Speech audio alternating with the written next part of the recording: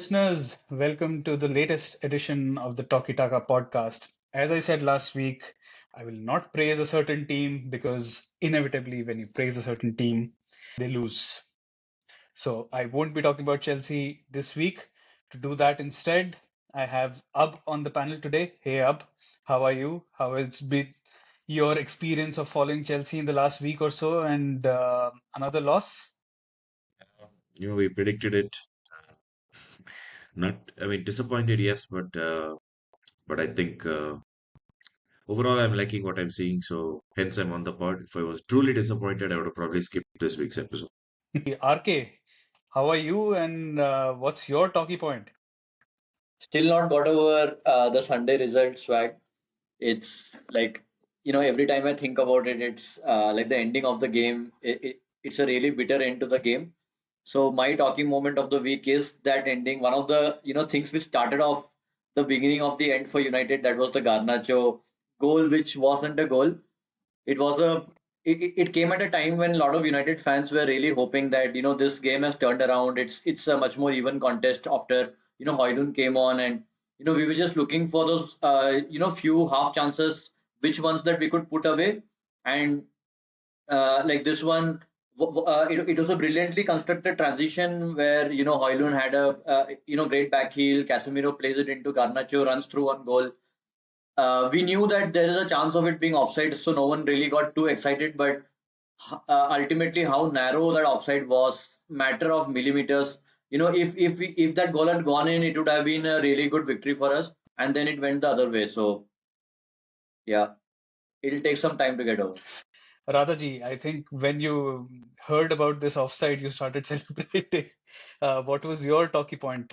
Sobboz lad, that was my talkie point. I mean, I've been gushing about him for the last few weeks, and the only thing that was missing perhaps was the goal. He's looked incredible. His effort is immense. It continued to be this week, but that strike. Now that was the one kind of highlight that I had seen in the best of compilation videos, welcome to Liverpool compilation videos that you see on YouTube. That's the kind of thing that I expected. All the other stuff, the hard work, the leadership, the stamina, all that took me by surprise. But it was good to see one of those typical perfect technique strikes. I've now not seen a ball struck like that in a long, long time. So yeah, Sobos lad, good day, good win. Very happy that he's on our team. Right. Finally, Ashwin, what's it been for you? Chag, it's not easy being a football fan and certainly not easy being a United fan, right? So, Oh, shut up, shut up. You have more points than us. yeah, 10 versus 12 is a really healthy battle. Uh, but uh, but yeah, I would have taken a 1-all at the start of the game. I was absolutely like elated when Garnacho scored that goal. I didn't think that it was offside initially, so I was like, great, we got a 2-1 win at the Emirates. That of course didn't happen. And then we ended up losing the way we lost it. Uh, so I'm here to add the doom and gloom that RK has already initiated. And for me, it's more about the off-field news that's coming in, the stuff that transpired between Jadon Sancho and Erik Ten Hag. You don't want, you don't like to see that as a fan, especially after a loss. I don't think Ten Hag handled the matter in the right manner. Of course, it's open to debate. Some people think he did the right thing. I don't agree with that. But also, the only thing that was probably something that was positive coming out was that the club might be sold, and it seems like it's not going to be sold. So there are a lot of rumors flying in that the Glazers have now taken the club off the market, and that means that the share price has actually taken a tumble and is down by 20% uh, uh, in a single day, uh, which I really don't care about at this point. But yeah, roller coaster of emotions, I would say, over the past 3-4 days. For me, I don't have any talkie points related to Chelsea, of course, but I really found it funny and slightly heartwarming that Luton had their first game at home this weekend. West Ham visited and ended up winning. That's a different story. And the West Ham fans had their chants about "We can see you in the bath, we can see you in the bath. You bottom of the table, we can see you in the bath." So that was really funny. But I think despite the fact that they're losing and everything, it's still a heartwarming story for me because they've come up from non-league, and when you struggle and then you reach something, that's when you become an inspiration for other clubs. So that's something that Luton have shown a pathway to for other clubs. But anyway, there is only one place we can begin. It's the Emirates and a crazy, crazy 5 minutes at the end of the game. I'm going to give it to the United boys. Elation turned to heartbreak in a matter of minutes. I think even in the first half, elation, and then within a minute, the game was level again. Andre Onana goes from punching the air to going, "Kama, Kama." What's happening? Too much Bollywood style fun. Yeah, it was before that really frantic, and it was very calculated, I think, match for a large part of it. First half, we could see, Arsenal's complete pressing shape. I think, better teams or better teams with a better evolution than United might have still managed to play through the lines a few times, like let's say Brighton or Liverpool, etc. But I think it was still a very good pressing shape, from Arsenal, where like Arsenal were not just about running and man marking and then like pressing very high. They were very conscious not to press Onana and then open up the rest of the field. So they were like they were letting Onana go, and as soon as he passed to the defenders, then they were starting their press, and even their channel, like what I found most impressive was how they were kind of covering the shadows, so to say, where they were preventing the pass in behind. So that was their major focus. They were not really pressing high, but what that what that did to United was with Onana and Lisandro and all, we were able to pass, let's say, till kind of the end of the first phase. But after that, we could never, get through the lines for, I think, maybe the first half an hour. After that, started getting better for United. We started playing through a bit more, created one or two chances. This was all, of course, after the one goal had been cancelled out by the other.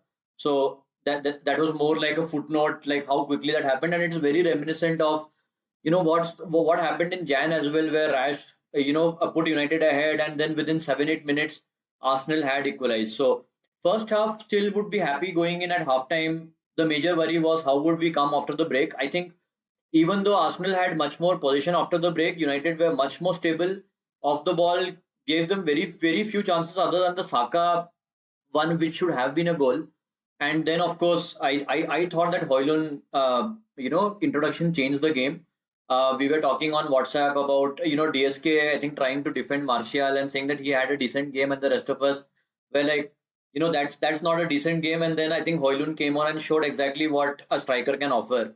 And then, of course, yeah, we already know how it all ended after that. Can I talk about the ending? And I can, and I can see rather smacking his lips there because the Johnny Evans and Harry Maguire partnership is what really wanted to see, and unfortunately, our worst fears were there before us. I think yes. Listen, Dreams do come true. Dreams do come true. love it when the plans come together. I think oh God, like those last 10-15 minutes, like it was just like as a neutral, I can imagine that would have been a really fun thing to watch. But like as a United fan, going from that moment where Garnacho scored and we all thought that we would be leaving Emirates with 3 points, even if Arsenal probably deserved it more. The other VAR decision, which was the penalty that was overturned, I think that was the talking point for me. Never in a million years would I have imagined these stupid, amazing refs and their VAR colleagues actually turning over a decision where there is an excuse of some make-believe contact in the video. So I was absolutely shocked that they sent him back to review that. Little bit annoyed that they don't do that more often, and they've not done that in so many other occasions in this season. But at least that was a good start where somebody is given the decision. You can very clearly make an ill thought of excuse that yes, there's some contact there because I think it was was it Martinelli? I think Martinelli kicks out at the other player and manufactures some contact. So yeah, that was a good one. It In the was start of the game, interesting to see that. Havertz. Havertz, sorry. So yeah, I was happy about the officiating from that aspect. Although I'm still not sold on the standard of refereeing this season. And talking about Arsenal, I think Declan Rice was very, very impressive. No, in the things that we expected him to do. So we expected him to be, really good in the high press and in winning back balls as a number six. He did that a lot in the game. He was kind of also able to shadow Bruno around the pitch as well, restricted his influence in the game to a large extent, and then on the ball, he was conservative, not breaking the lines every time, but one major thing about him was as he went up the pitch, with respect to his ball carrying as well as the progressiveness of his passing improved as he went up the pitch. So in the second half, especially, he was pretty influential, for Arsenal in possession as well. So Declan Rice definitely, for me, he's kind of justifying the price tag.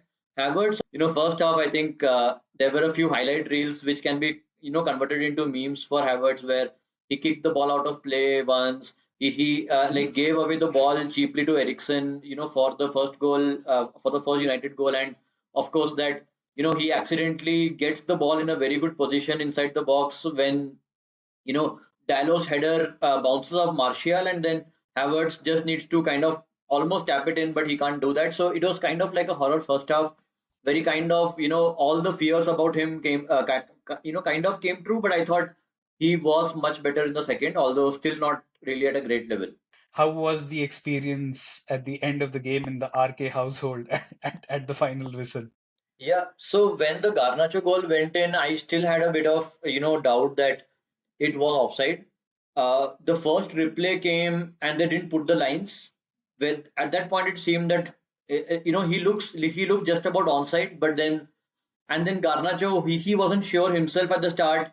He started celebrating, and then I thought, okay, maybe there's a signal on the ground that it's a goal, and then suddenly the lines start coming. You know, so for me, I wasn't really celebrating at that point, but I could see Arun. He had a big kind of relief on his face. His celebrations had also not started then because probably he like I felt that he was really on like running scared basically. Okay, that Arsenal are going to lose a home match, but then of course like that corner, uh, when that goal went in, you could see Rice standing alone for maybe 1 2 seconds, and I feared the worst. And afterwards I realized that okay, he's been alone on many corners in the game. So I don't know what United's game plan was with respect to that. When the second goal went in, Arun was I think he was still not really happy at that point. Because knowing him, he was always like 3 minutes are left, go back, all those kind of things. He started shouting, and then suddenly the third goal goes in, and that is probably the most unhinged I have ever seen my brother. The lesser I speak about it, the better, I guess. Yeah, I've listeners. So we all watched the game together. So RK, me, and RK, DSK, and RK's twin brother Arun. It was a jinx fest. Everybody trying to one up the other, and in the middle of all of this, Ab kept sliding in some Havertz comments to Arun, saying, "Arun, whatever optimism that you want to have about Havertz, take it from me. Nothing is going to happen. He's utterly useless." So yeah, Ab kept driving that point home. But yeah, it was pretty epic. Just coming to Arsenal quickly, you already talked about Rice. I think this was his coming of age moment for Arsenal. It's one of those hero moments that he's had early on in his Arsenal career, and I think any big money signing needs that. The other guy who you need to talk about, I think. Um, Gabriel Jesus. He was a big miss for them last season. I think he came back and in a very short span of time, he absolutely showed everybody the difference in quality between Gabriel Jesus and an Eddie Nketiah. Nketiah was, I thought, much better than he was last season. He was holding up the play, doing well. But there was a lot of there's a lot of stuff that happens with Nketiah that doesn't really make you scared that you're about to concede a goal. Jesus had that skill. I think I read a stat that that one turn converted a 0.2 xg shot into a 0.75 xg shot. That's the kind of quality that he had just sending. I think it was Dallo running, but before that, yes, my man Johnny Evans with some epic hands up defending, like, hey, it's yours, it's yours. That was really nice to That's the watch. disclaimer Thoroughly that you need enjoyed to it. put, when you define Jesus' performance, that, that's the disclaimer you need to put. Poor Nikitia was, defending against far better players. Jesus comes on and, sorry, Evans comes on and Jesus is just like all over him. And watching that contest, I thought, I really thought I have a really decent chance against, Evans myself. There was a comment on that I saw on Twitter or X around United finishing with Evans and Maguire, which was United are closing out the games, closing out a actual Premier League game with Evans and Maguire. What is this? Wes Morgan's testimonial, right? Yeah, Yeah. yeah. I mean, you guys have discussed the game enough, but it was. I mean, it was. Um, just those last 10 minutes were just so thrilling one way or the other, especially to watch as a neutral. United going in front and then that getting ruled out and then Arsenal winning it. Um, man, there is a genuine scariness about Arsenal that they have not had for 10 years or the last 15 years maybe. In that, teams are genuinely happy to walk away from Emirates with a point. Um, There was a time where a United or a Chelsea or and even maybe a Spurs can hope to get more from a trip to Emirates. But I think Arsenal now are such clear second place favorites, and it's a genuinely scary team. Kai Havertz aside, um, I had to get in one dig on Havertz. But what I'm going to need more than 2 cents on is Chelsea's performance against Nottingham Forest. We didn't get the win. You said that the performance seems okay. We're still creating chances. Uh, but how do you see this playing out in terms of all this debate about positions? Are we playing a back four? Are we playing a back five? What is Chilwell's position? Nkunku's absence hitting us badly. How do you see this evolving in the next few games after the international break? Yeah. So I was reading a stat just a few minutes ago that I think we are one of the top three or four teams in chance creation right now on the first few games. One of the top three or four teams in terms of passes in the opponent's or touches in the opponent's box. But we are 11th in terms of converting this one, which is exactly I think where we are in the table right now, 11th or 12th, right? So that all of when you look at these stats together, it reeks of inexperience, and I think nothing. There's no bigger example than Nicholas Jackson missing from 1 yard out, right? Um, so these are the kind of things that makes me believe that we will catch up to that XG eventually over a longer run. Which is why goes back to my point of me being not too worried about it. Um, Now that said, um, I think there's a couple of things that do need correction. And I was looking at some fan interviews after the game, and one person made a point which kind of resonated with me, which was you're playing Nottingham Forest at home. Why are the only two attacking players on the pitch Sterling and Jackson? Right? So this is a game where you should be doing a 4-3-3, which is what Poch likes. So I think there is a tweak required there. I think we need to see at the end of the day. I think if you want to go through a season and be reasonably successful, you're going to have more. You're going to need more than one formation that works for you. A plan A, plan B sort of thing. And I think this would have been a good game to bring in an extra attacking player. I do not understand how, and as good as Chilwell is in going forward, bombing forward, crossing, and even scoring, I think uh, probably missing a trick, not playing a left back at the left back position and playing an actual winger there and playing three centre backs. So I think it's we need to we need to have a formation in which we have one more attacking player on the pitch just to increase the finishing quotient over there.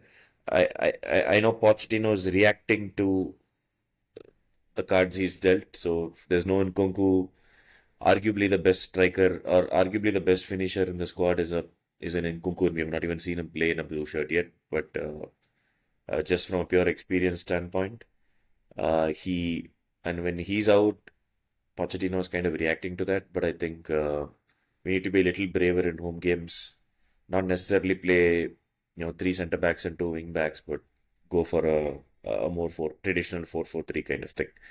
I think that's the only area where I would say we missed a trick tactically.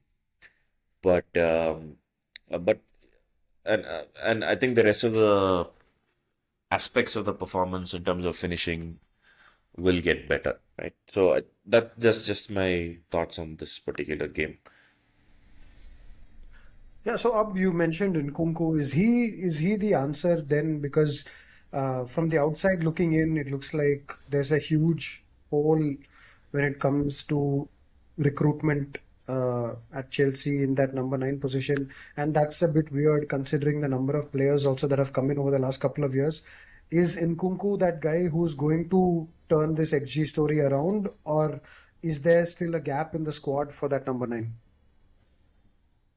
So I think depending on Nkunku to come back sometime in January after a longer term injury, and then hoping that he will get us the goals we need in the last 3-4 months of the season, I think is being wishful. Um, he will take time to get match fit, so it's going to be a journey, and it's possible that we may have to, in all seriousness, look at him more seriously next year. But that said, coming to whether there is a gap in the number 9 position, yes, we are kind of hoping Jackson help fills that gap. That gap will reduce or won't seem as big if Jackson starts knocking more in, and he's having chances, right? There's a lot of things about his play that is impressive. I think if he starts scoring a little bit more, that gap will reduce. I don't see a reason to go out and buy someone to try and fulfill that right now. I think you You kind talked of of it looking very wishful, that Nkunku would start scoring in Feb. Is it too wishful to imagine someone coming back from a betting layoff and then getting signed by Chelsea and start to knock in the goals? I'm yeah, referring to even Tony, of course. yeah. And I know when we met over the weekend, I made a bold prediction uh, around Chelsea going out and signing Tony.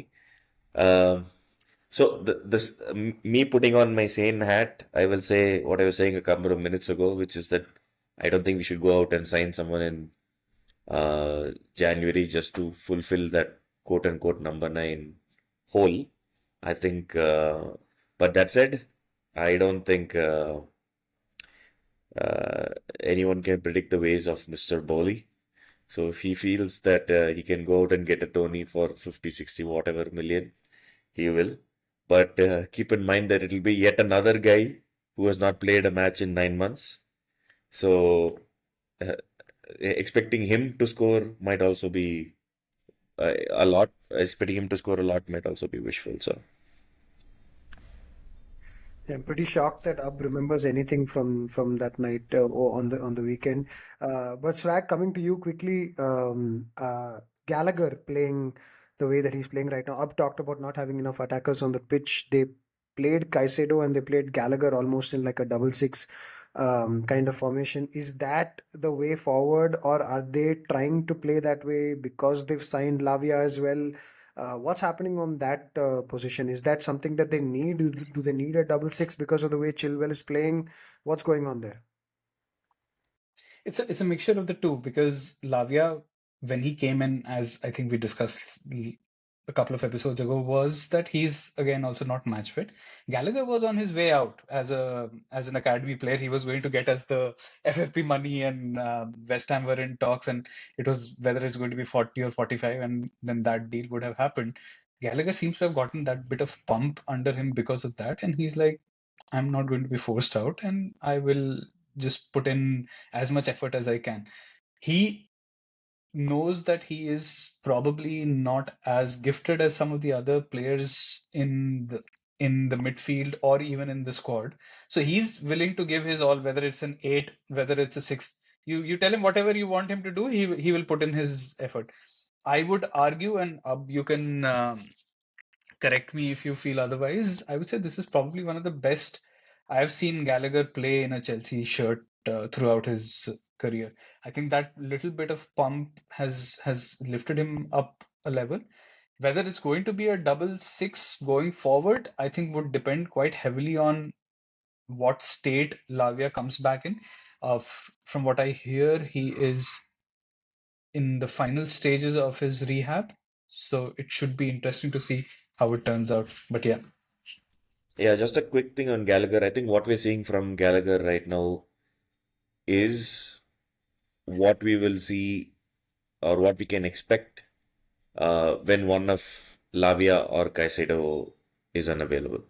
In other words, when Lavia is fit, I expect him to walk straight in for Gallagher, and Gallagher then becomes a backup for any one of those three midfield players.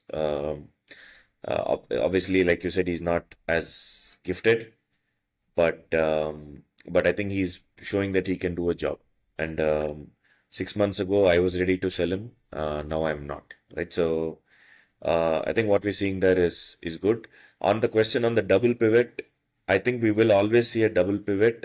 I don't think it's so much necessarily tied to the bombing wing backs. Um, I think even if you were playing a 4-4-3 or sorry, a 4-3-3, you would still see both Lavia and Caicedo play together. So I think that's a sort of given right now. At least that's the way I see it unfolding. Um, but yeah, I think Gallagher is now showing his worth in a position that we didn't think he was capable of playing. So Yeah, up there, having signed so many players, wants to play 4-4-3 suddenly. Interesting. But coming quickly on to some Talkie Taka FPL tips. How was your week been on FPL, Ashwin? What was your team doing this week? I thought I had a reasonably good week, but it seems that every motherfucker out there has Captain Haaland, right? So that's the cheat code that you play FPL with, and that basically means that I'm like bang average in the like in terms of my rank and in terms of the points I scored as well. I was happy with the fact that I like most people ended up captaining Haaland. Uh, don't have much to show. I got rid of the United assets, and I know Rashford scored this week. It's just Murphy's law with me and FPL at the moment. Yeah, I had a pretty good week. I think only a couple of people scored more points than I did, and one of them had triple captained Haaland. So somebody on our league got 100 points, and still they're in pure mid-table. I think Gangsters Allardyce got 100 points this week, but is in 12th position. Ashwin, today I feel FFP is at 10th position in an 18-man league. Yeah, I'm still Like I'm still there or like like the thereabouts. like the team I'm supporting in real life rather. So I'm there or thereabouts, number three, and around 6 points off the top of the table. Klopp-tastic and Uday Telkar are currently leading our league. But yeah, a couple of our other tips from last week. I think Udogi did well. He got an assist, even though, as DSK predicted, Tottenham will continue to concede goals, but the fullbacks are involved in a lot of the attacking that they do. So that is one to watch out for. Madison is quickly seeming like a guy who can come in for the likes of Rashford and Luis Diaz and dare I say even Saka, considering the form that he's in. But yeah, I've been mulling over the chance. Should I be taking Chilwell? It's not like he's going to score too many clean sheet points, but he's literally playing like a striker at Chelsea. Some of the runs and some of the positions that he's finding himself in are like a proper number nine. So you never know what kind of returns you'll get on an investment like that. He is expensive though, so I haven't done it yet. And I kept faith with Trent, and he had a good week. 9 points for him. Absolute captain's performance for Liverpool as well. So on that note, we'll move to the Liverpool game. Swag has just ducked out because, like we saw last week, he's had uh, a few visitors come in and join our podcast unannounced. But yeah, coming to the Liverpool game, I think 3-0 at Anfield against Villa. I was really, really hoping for a strong, dominant performance from Liverpool, and that's exactly what I got. A couple of things are pretty clear that trends that we're going to see this season. One is we're going to be extremely exciting on from an attacking point of view. That continues. I think a lot of commitment towards our attack. The pressing was outstanding, world class. It's as good as it's been probably in the last 2 years. Last year, I don't think we had a game as good as this when it comes to pressing. So Bosley was great, as I already mentioned. McAllister played the six. That's an interesting one because a lot of us were dreaming about Havenberg coming in and becoming a pseudo six or something, training into that position. But McAllister played that position, and Curtis Jones was on the left side of an eight. So maybe Gravenberg is going to be that position rather than the number six. McAllister, though, I really was excited by the way he was playing in a more advanced role in preseason. I think he's the one who's going to have to bite that bullet and play number six, and he was great at it. Tackled at the right time, pressed at the right time, was very solid. A lot of our players that people had doubts about, like Matip and Gomez, also had very strong games. Trent for me was man of the match. I think it's been a while. It's been a while coming. Some of the balls that he plays is just. I think I remember saying on this pod last year that the highlight reels that we see of Gerard Alonso goals, the kinds of balls that they play um, in over a career. Trent does 4, 5 of those a game. I remember this particular 3 minute period where he played the same ball to Luis Diaz twice in 3 minutes, and it was just undefendable the kind of pace that he hits it with. We look great. Darwin was very sharp, though he didn't score. It was the back to the old Darwin hitting the post 2 times and not scoring, but he still looked like a real danger. And Salah seems to love playing for him. Salah hopefully is going to be a player for Liverpool for this entire season, but he loves playing with Darwin by the looks of it, and Darwin keeps making those interesting runs.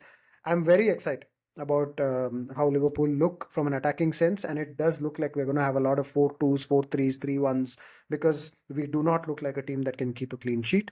I'm sure Allison will do his best, but we look like we're going to concede for sure. Nada, are you saying that you're going to reject the 200 million odd from the Saudis? There's still one more day to go for the transfer window to end. Thursday is the deadline day for Saudi Arabia, the real deadline day that counts for us now.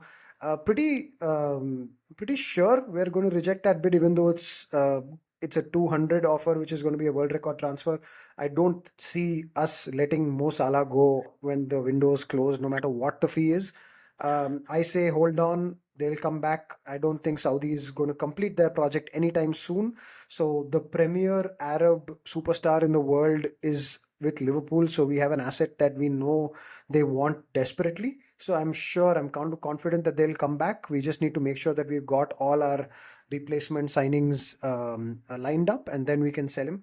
I don't want to sell him when we can't get a replacement like right now. And I also don't want to sell him in advance where everybody who we negotiate with knows that we have 200 million coming in, and therefore just jacks up the price by 30-40 million per player. So yeah, I'm happy to hold on to him for a year and then do some signings in January.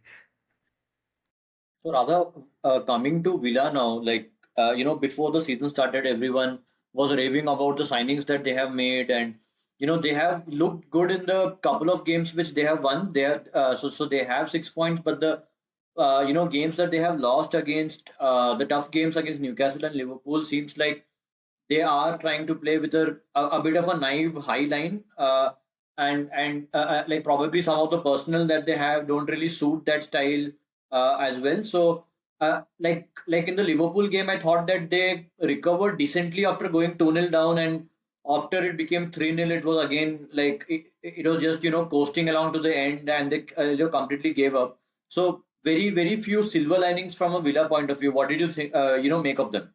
Yeah, I don't think they were in the game at all. I think the way that we started the game and we scored early with that Soboslai strike and our pressing was just outstanding. I think within 5-10 minutes they looked like a team, a deer in headlights. They were completely overwhelmed by the pressing and the energy that Liverpool had, and that's what we used to do to teams most of the time under Klopp. We used to overwhelm teams in the first 10-15 minutes until we suddenly became a very slow starting team last season and we lost all the energy in the pressing.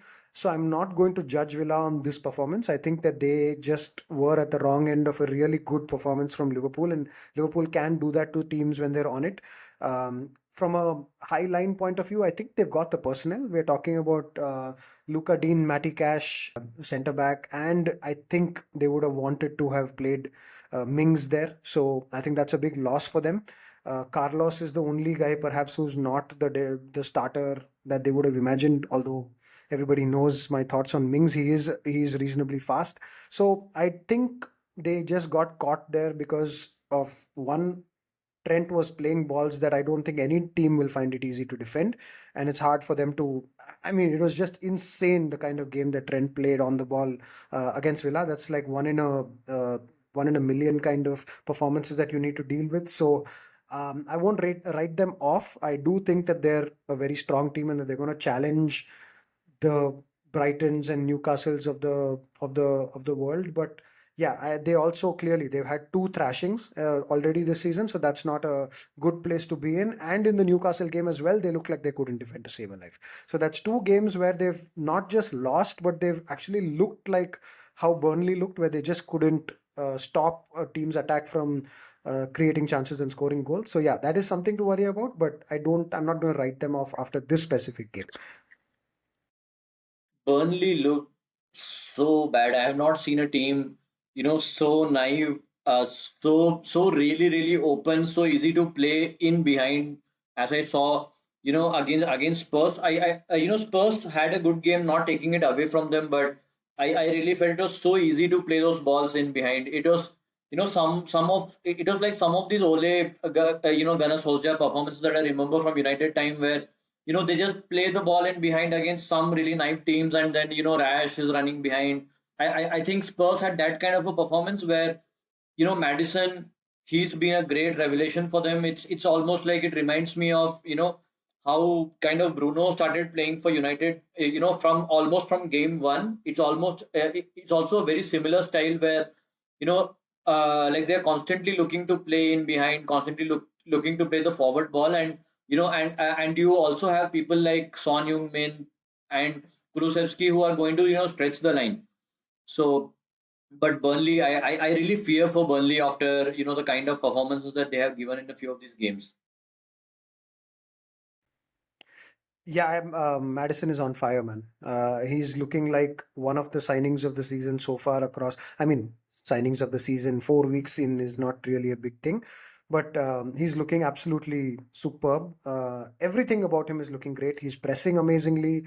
His passing and passing rhythm is looking great.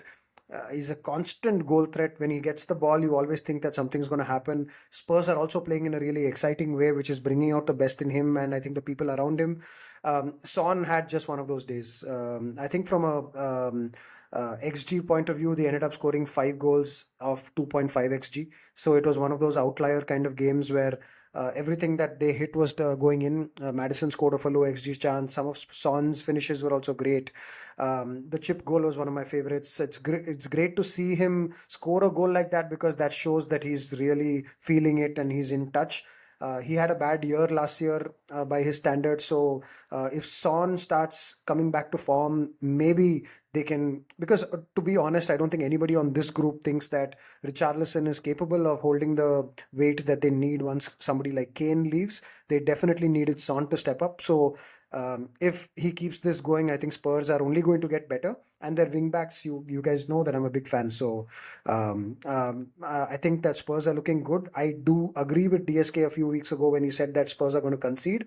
They like Liverpool, I think, have accepted the fact that they're not going to be the most structurally sound and safe teams, but they're indexing very heavily on their attack, and perhaps more 5-2s and 4-2s are the way to go for them. Uh, who needs defenders if your defenders can score like bazookas like that? Right? Quick shout out to the Christian Romero goal. It's one of the goals of the season, and I know I've spoken about goals of the season already. I think in general, Spurs are playing like a team who are not under any kind of pressure because their talisman, their best player, has left for pastures new. And with Kane, they are expected to win a trophy, right? But now that Kane isn't there, it's almost like the pressure has been lifted off them, and they're playing like a team like that. I certainly feel that they can take one of the spots, one of the Champions League spots as well if they keep playing like this. Maybe Newcastle finish third. Maybe they won't finish third, but they can certainly finish fifth. I don't know if you guys caught match of the day, but Ian Wright had this amazing section where he just summarized the game and ended up saying that Spurs are looking so good and that everything about them is looking positive and long may it continue. And then he looked so depressed on camera after finishing saying that. It was quite funny.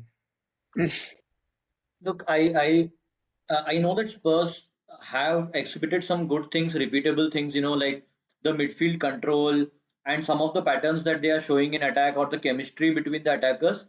Uh, so these are all the good things, but somehow for me, it still feels as if they are kind of in a honeymoon period, just bedding in under the new manager.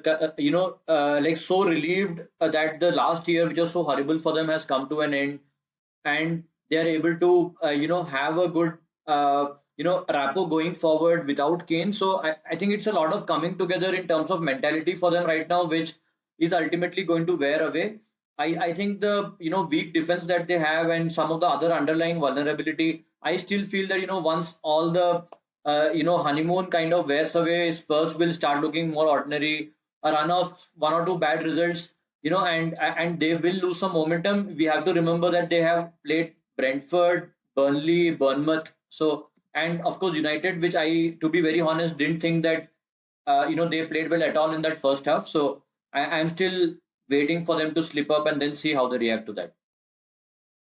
Yeah, I don't think anybody's going to jump out and say that Spurs are going to finish in the top four or anything of that sort. But I do think that they're playing well and are going to be an entertaining team to watch. And RK channeling his inner up there by saying that Spurs have absolutely no chance to do anything positive in life. Another team that's been exciting but also had one hiccup last week, Brighton. That did you guys see that coming? Brighton absolutely dominating Newcastle and the third hat trick of the Premier League week.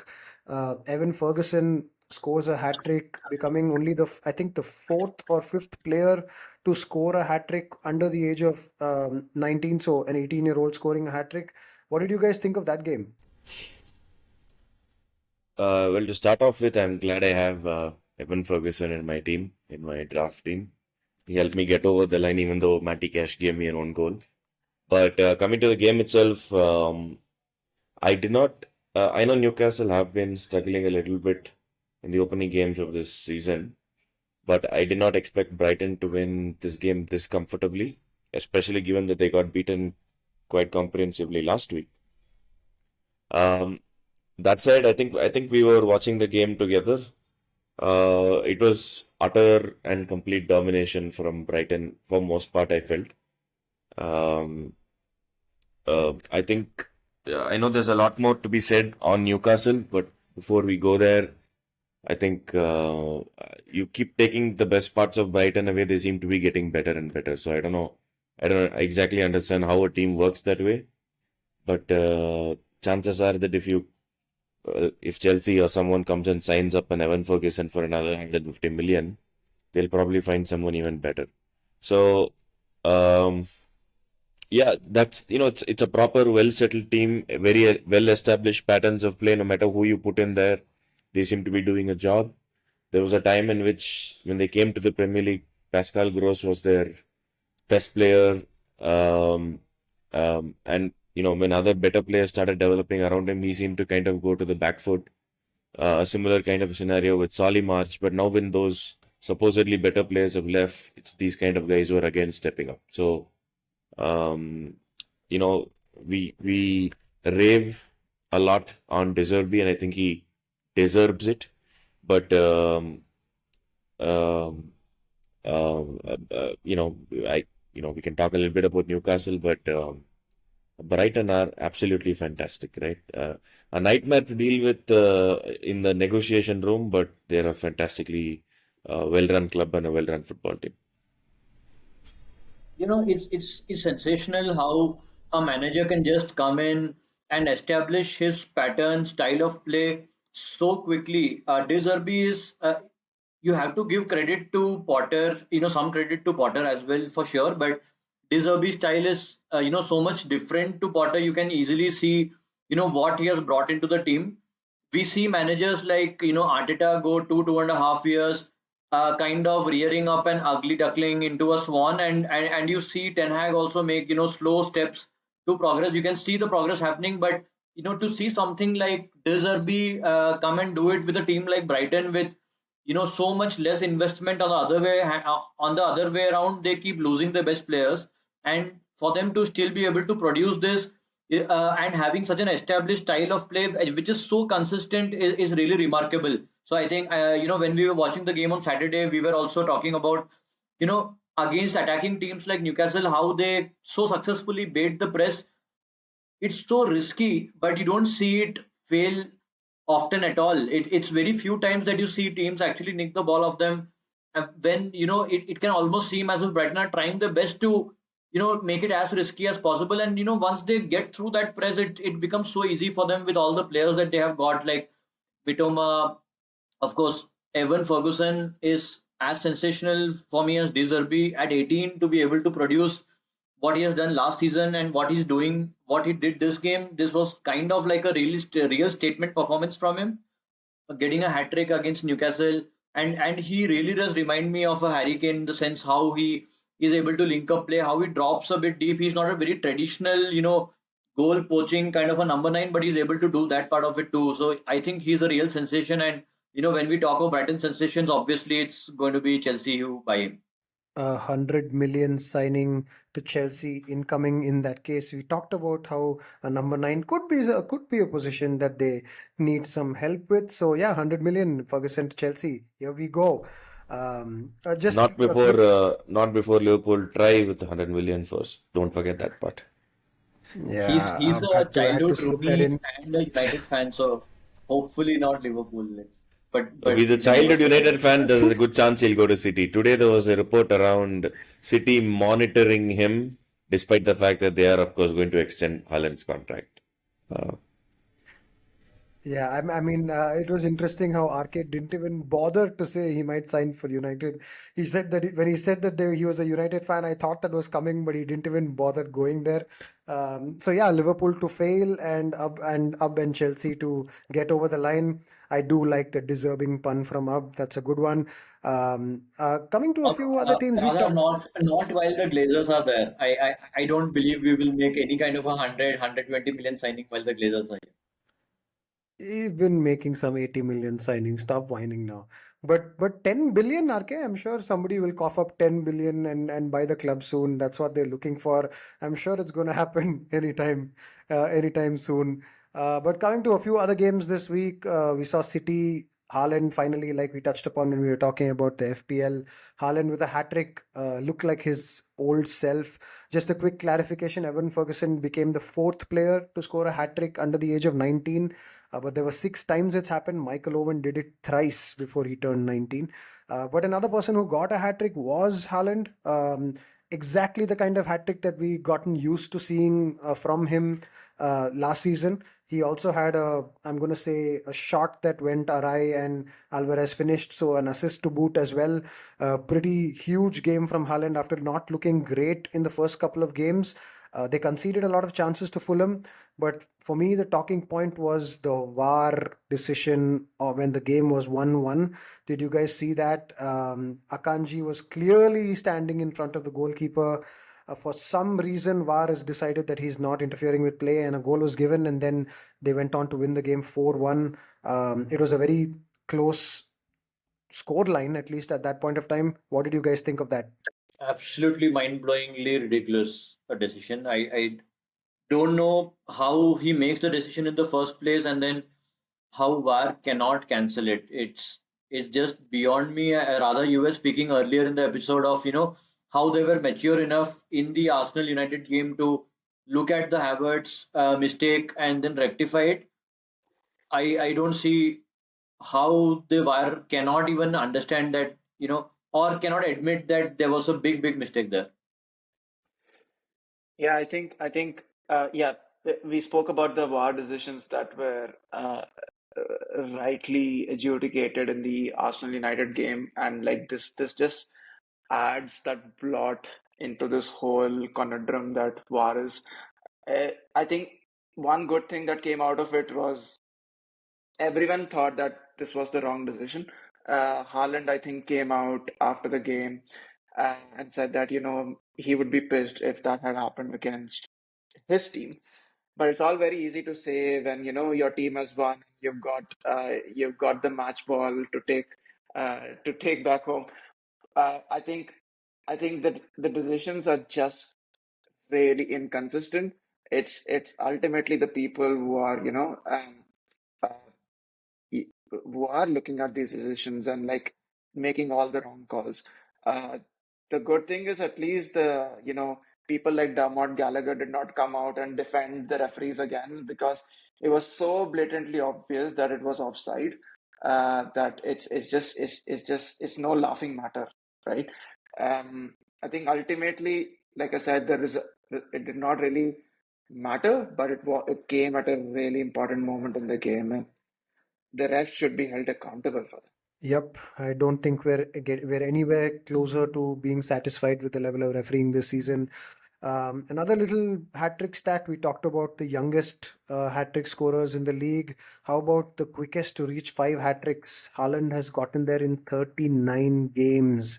The next fastest person to get there was Ruud van Nistelrooy with 73 games. Suarez was next with 86, and Shearer, who we all think of as one of the greatest scorers of the league, took 110 games to get to 5 hat tricks. 39 games, that's one season essentially. Haaland is lighting it up. If he stays in this league, I think every record that exists is going to be broken. And for the first time this season, it's quiz time. All right, let's do the top scorers of the alphabet. I'm not going to go through every alphabet because that's going to take a while, but I'll pick up a few specific ones which I think are interesting.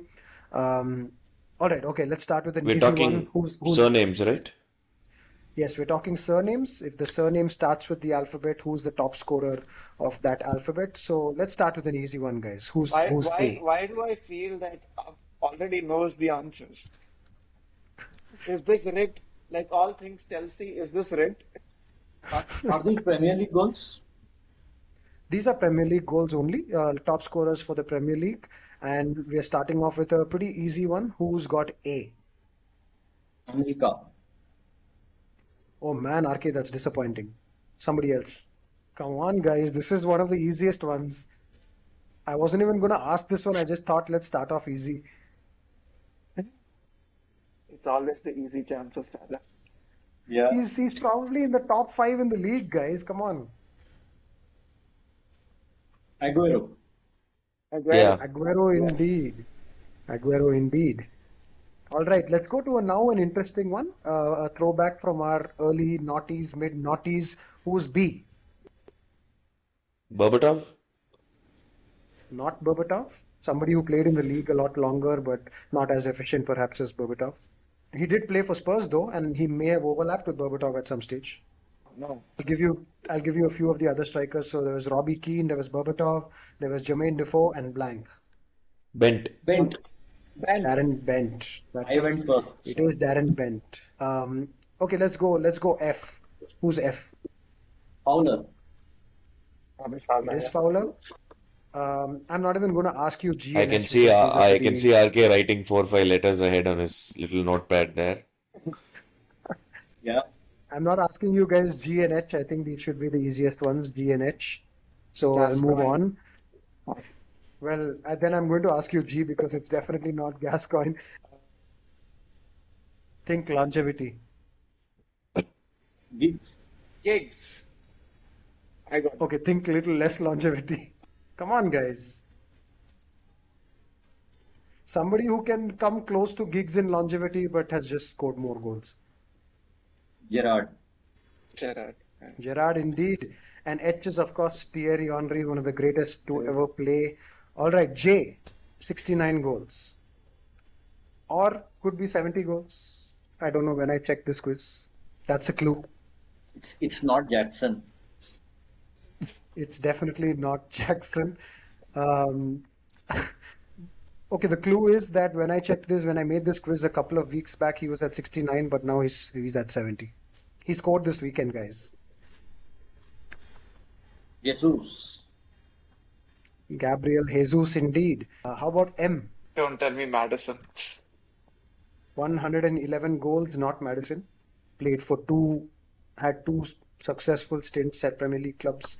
Just left the league, I'm going to say, last season. Mahrez? No. Not Mahrez. So, if Mahrez left this season, then he left last season. Part of a really famous trio. Mane. Mane. Mane, indeed. N is an interesting one. He's currently an assistant coach. He played and scored, I'm sure, a lot of goals against Arsenal in his time. 69 goals. Name starts with N. He's not a striker. Nolan. Kevin Nolan.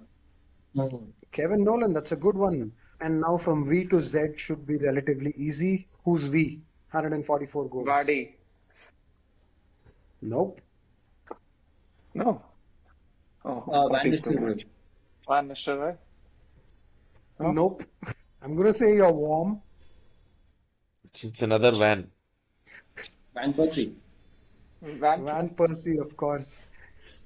And who's W? A club record scorer? Well, not anymore, but he was the club record scorer. It was broken by another Premier League legend. W. Very few W top scorers. He's got 113 goals. Which club though?